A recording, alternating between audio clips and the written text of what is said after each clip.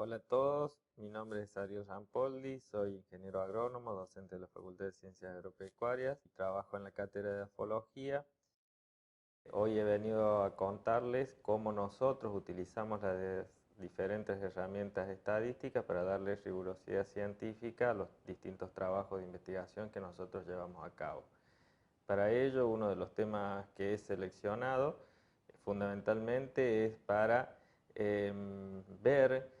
qué extractante podemos utilizar para la determinación de determinados micronutrientes en suelos para poder de alguna forma mostrar la mejor performance que tienen uno de ellos y así poderlo validar a través de alguna norma para ya poder establecer para que pueda ser utilizado en todos los laboratorios de análisis de suelo del país.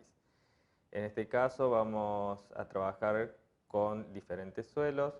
diferentes extractantes para la medición de 4 micronutrientes. Ellos son hierro, zinc, manganeso y cobre. Em, los suelos seleccionados son suelos de Brasil y de Argentina. Son 5 suelos que tienen características contrastantes.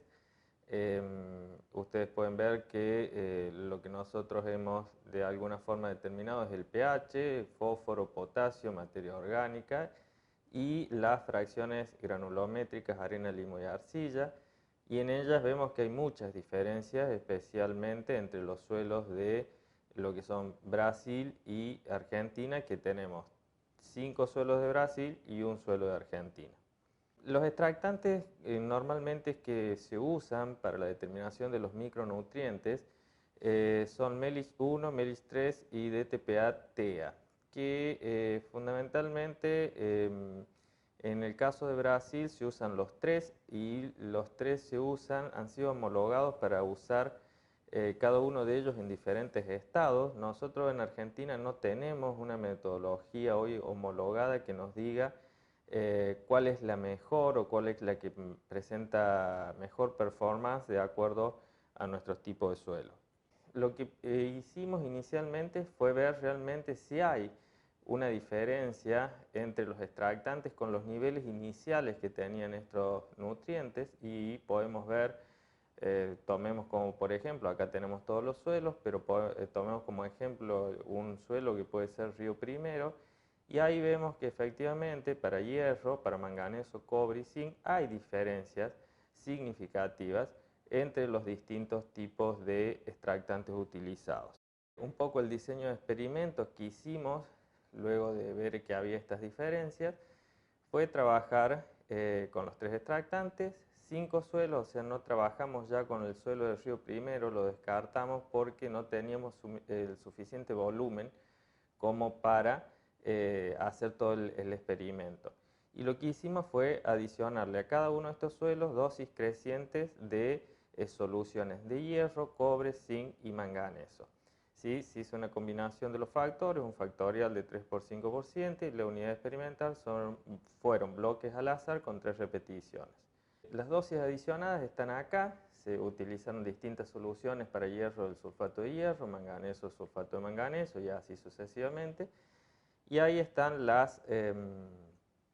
dosis que se usaron y a su vez a cada uno de esos suelos se le agregaron otros tipos de dosis como para estandarizar. O sea, siempre se hacía variar la dosis objeto de estudio. Acá están las fotos del experimento, o sea, se pusieron los diferentes suelos en bolsas, luego se le ajustó el agua a la capacidad de campo y se le adicionaron las distintas dosis. Ahí estoy trabajando un poco. Y luego de haber adicionado las distintas dosis, a los 56 días, ¿qué se hizo? Se hizo toda una nueva preparación del suelo, se sacó ese suelo de las bolsas y se pasó ya a la etapa netamente de laboratorio, que fue determinar fundamentalmente en base a las dosis adicionadas cuánto era lo recuperado por cada uno de estos extractantes, ¿sí?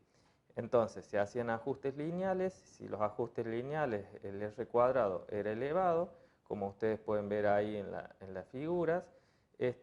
a través de la pendiente se podía determinar la tasa de recuperación de cada uno de los extractantes utilizados. Ahí ya tenemos las tasas, fundamentalmente por MELIS 1, MELIS 3 y DTPA para cada uno de los suelos, y se hace una media, y si ustedes ven las tasas medias para cada uno de esos nutrientes y métodos, hay diferencias significativas en la mayor parte de ellos. Posterior a ello, y si bien no es el objeto de lo que les vengo a contar, se hicieron la correlación para ver qué parámetros del suelo están asociados fundamentalmente a los extractantes para cada uno de los nutrientes estudiados. En este caso podemos ver que el índice de correlación, ya sea positivo o negativo, son altos, pero fundamentalmente están muy asociados a la fracción granulométrica del suelo, que es arena, limo y arcilla, y materia orgánica, y en algunos casos hasta fósforo, fundamentalmente correlaciona con un alto nivel de significancia para algunos de los métodos, para algunas de las soluciones extractivas, perdón, y el nutriente en particular. Y luego hacemos las ecuaciones de regresión para poder predecir esa tasa de recuperación fundamentalmente, donde ahí metemos dentro de lo que es, esto está hecho con un programa estadístico llamado Infostat, donde metemos muchas variables del suelo y vemos cuáles nos selecciona para poder predecir la tasa esta de recuperación. Y vemos que no hay un único parámetro de suelo, en algunos casos tenemos más de un parámetro seleccionado con algún tipo de, con algún grado de significancia importante, pero fundamentalmente fíjense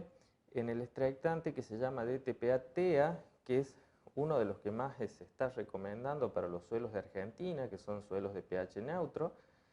donde vemos que nos separa, afortunadamente, un solo parámetro, que es este fósforo, ahí el FREM, es el fósforo remanescente, que es un fósforo que nos indica la capacidad buffer del suelo. En los 4 nutrientes, si ustedes pueden ver, hierro, manganeso, cobre y zinc, con DTPA-TEA selecciona al fósforo remanescente como un buen predictor de la tasa de recuperación, y en el caso del cobre, materia orgánica, que si vemos la correlación de materia orgánica con cobre, tiene una alta correlación, o sea, en la diapositiva anterior,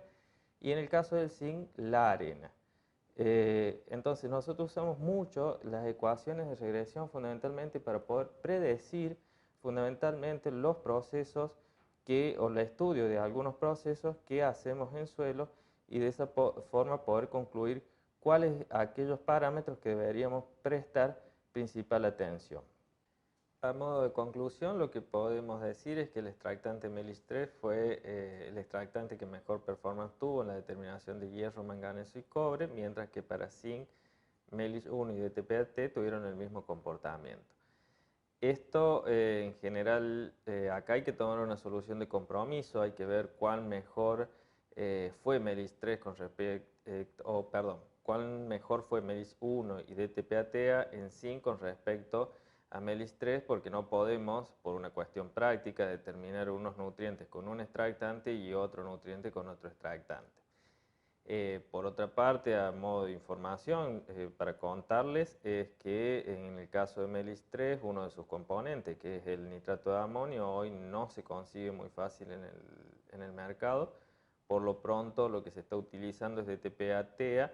Fundamentalmente el problema que tiene el nitrato de amonio es que se usa como explosivo, entonces no se consigue en los comercios como se lo conseguía antes. Por otra parte, bueno, los niveles de hierro, manganeso, cobre y zinc recuperados con MELIS 1, MELIS 3 y DTPA aumentaron con el aumento de las dosis aplicadas.